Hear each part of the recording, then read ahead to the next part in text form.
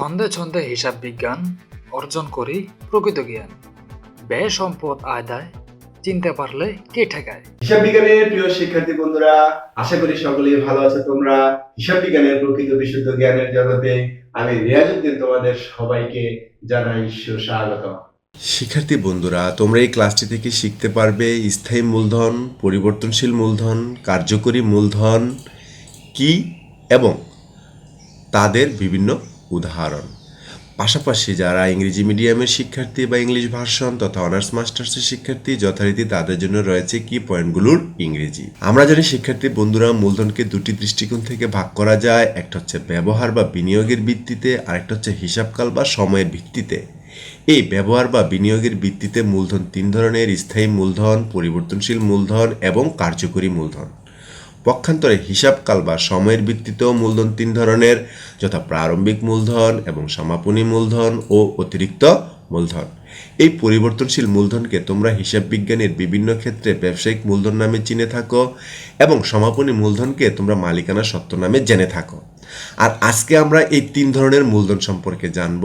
প্রথমে শিক্ষার্থী বন্ধুরা, স্থায়ী মূলধন এর ইংরেজি হলো ফিক্সড ক্যাপিটাল। এর সংজ্ঞা হলো মালিকের কাছ থেকে গৃহীত মূলধনের যে অংশ দ্বারা স্থায়ী সম্পদসমূহ ক্রয় করা হয় বা স্থায়ী সম্পদে নিয়োজিত করা হয়, মূলধনের সে অংশকে স্থায়ী মূলধন বলে। উদাহরণ হিসেবে বলা যায়, জমি জমা, দালান কোঠা, যন্ত্রপাতি ইত্যাদি স্থায়ী সম্পদসমূহ সংগ্রহ করতে যে পরিমাণ অর্থ ব্যয় হয় সে পরিমাণ অর্থকেই স্থায়ী মূলধন বলে।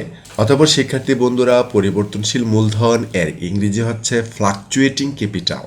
এর সংজ্ঞাটা হলো মালিকের কাছ থেকে গৃহীত মূলধনের যে অংশ দ্বারা অস্থায়ী সম্পদসমূহ সংগ্রহ করা হয় বা চলতি সম্পদে নিয়োজিত করা হয়, মূলধনের সে অংশকে পরিবর্তনশীল মূলধন বলে। যেমন হাতে নগদ, ব্যাংক জমা, সমাপনী মজুত পণ্য ইত্যাদি খাতে যে পরিমাণ অর্থ ব্যয় হয় সে পরিমাণ অর্থকেই পরিবর্তনশীল মূলধন বলে। শিক্ষার্থী বন্ধুরা, এবার হলো ব্যবসায়িক মূলধন। এর ইংরেজি হলো ট্রেডিং ক্যাপিটাল। আর এর সংজ্ঞা হলো মালিকের কাছ থেকে গৃহীত মূলধনের যে অংশ দ্বারা অস্থায়ী এবং চলতি সম্পদসমূহ সংগ্রহ করা হয় বা অস্থায়ী এবং চলতি সম্পদে নিয়োজিত করা হয়, মূলধনের সে অংশকে ব্যবসায়িক মূলধন বলে। অর্থাৎ ব্যবসায়িক মূলধন বলতে মূলত পরিবর্তনশীল মূলধনকেই বোঝায়। আর এই পরিবর্তনশীল মূলধন আমি কিছুক্ষণ আগে আলোচনা করেছি। এবার দেখব শিক্ষার্থী বন্ধুরা, কার্যকরী মূলধন। এর ইংরেজি ওয়ার্কিং ক্যাপিটাল। এর সংজ্ঞা হলো ব্যবসায় প্রতিষ্ঠানের দৈনন্দিন কার্যক্রম চালিয়ে যাওয়ার জন্য মূলধনের যে অংশ ব্যবহার করা হয় সে অংশকে কার্যকরী মূলধন বলে। অন্যভাবে বললে বলা যায়, চলতি সম্পদসমূহ হতে চলতি দায়সমূহ বাদ দিলে যে পরিমাণ সম্পদ অবশিষ্ট থাকে তাকেই কার্যকরী মূলধন বলে। অর্থাৎ কার্যকরী মূলধন সমান চলতি সম্পদ মাইনাস চলতি দায়। এতক্ষণ আলোচিত সম্পূর্ণ বিষয়টি এখন আমরা একটি উদাহরণের সাহায্যে পরিষ্কার হব। খেয়াল করো।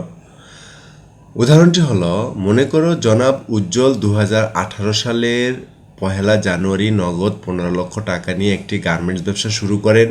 তিনি তার গার্মেন্টস ফ্যাক্টরির জন্য 4 লক্ষ টাকা দিয়ে একটি জমি ক্রয় করেন। উক্ত জমির উপর 6 লক্ষ টাকা ব্যয়ে একটি ফ্যাক্টরি বিল্ডিং তৈরি করেন। তাছাড়াও কারখানার জন্য তিনি 2 লক্ষ টাকার যন্ত্রপাতি ক্রয় করেন। তিনি পোশাক তৈরির জন্য নগদে 1 লক্ষ টাকার কাপড়, বাকিতে 20,000 টাকার বুতাম, নগদে 15,000 টাকার সুতা এবং 5,000 টাকার মণিহারি ক্রয় করেন। অতঃপর 60,000 টাকা ব্যবসায়ের ব্যাংক হিসাবে এবং 1 লক্ষ টাকা তার হাতে নগদ রয়ে যায়। কর্মচারীদের বেতন বাবদ 30,000 টাকা বকেয়া রয়েছে এবং পাওনাদার রয়েছে তার 20,000 টাকা। এখন শিক্ষার্থী বন্ধুরা, তোমরা এই যে এটা খেয়াল করো, সে যে ব্যবসা শুরু করলো 15 লক্ষ টাকা নিয়ে, এটা তার মূলধন। এই মূলধন থেকে দেখো সে জমি ক্রয় করছে 4 লক্ষ টাকা, দালান কোঠা বানাইছে 6 লক্ষ টাকা দিয়ে, যন্ত্রপাতি কিনছে 2 লক্ষ টাকা। অর্থাৎ সে স্থায়ী সম্পদ ক্রয় করছে মোট 12 লক্ষ টাকা। অর্থাৎ তার মূলধনের 12 লক্ষ টাকা তার স্থায়ী সম্পদে বিনিয়োগ হয়েছে। এটাই হলো মোট স্থায়ী মূলধন। একই বলে স্থায়ী মূলধন। আবার দেখো শিক্ষার্থী বন্ধুরা, সে করছে কি, ওই 15 লক্ষ টাকার মধ্য থেকে কাপড় বা কাঁচামাল ক্রয় করছে 1 লক্ষ টাকার, বুতাম কিনছে 20,000 টাকার, সুতা কিনছে 15,000 টাকার, মণিহারি 5,000 টাকার, ব্যাংকে জমা রাখছে 60,000, হাতে আছে 1 লাখ। অর্থাৎ তার চলতি সম্পদে সে ব্যয় করছে মোট 3 লক্ষ টাকা। এটাই হলো মোট পরিবর্তনশীল মূলধন। যে পরিমাণ অর্থই চলতি সম্পদে সে বিনিয়োগ করে সেটাই হলো মোট পরিবর্তনশীল মূলধন। শিক্ষার্থী বন্ধুরা, আমরা কিছুক্ষণ পূর্বে দেখলাম যে জনাব উজ্জ্বল যেই 15 লক্ষ টাকা ব্যবসায় এনেছে মূলধন, সেখান থেকে সে 3 লক্ষ টাকা চলতি সম্পদে বিনিয়োগ করছে, তাই এটার নাম হলো মোট পরিবর্তনশীল মূলধন। আর তার চলতি দায় আছে 50,000। এই যে কর্মচারীরা বেতন পাবে 30,000 আর পাওনাদার আছে 20,000, তাহলে তার চলতি দায় হলো 50,000। তো আমরা এখন একটা কার্যকরী মূলধন বের করব।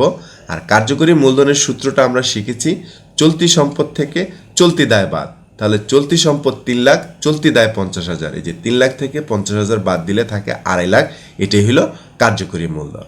ধন্যবাদ প্রিয় শিক্ষার্থী বন্ধুরা, আশা করি তোমরা অত্যন্ত তথ্য নির্ভর এবং বিশেষ কৌশল নির্ভর ও বিস্তারিত ব্যাখ্যা বিশ্লেষণমূলক এই ক্লাসটি থেকে ব্যাপক উপকৃত হয়েছে। তাই অনুরূপ ক্লাস পেতে, শুনতে পয়েন্ট অফ অ্যাকাউন্টিং এর পরবর্তী ক্লাসগুলো দেখার আমন্ত্রণ জানিয়ে তোমাদের সবার সুস্বাস্থ্য কামনা করে আজকের মতো এখানে বিদায়। আল্লাহ হাফেজ।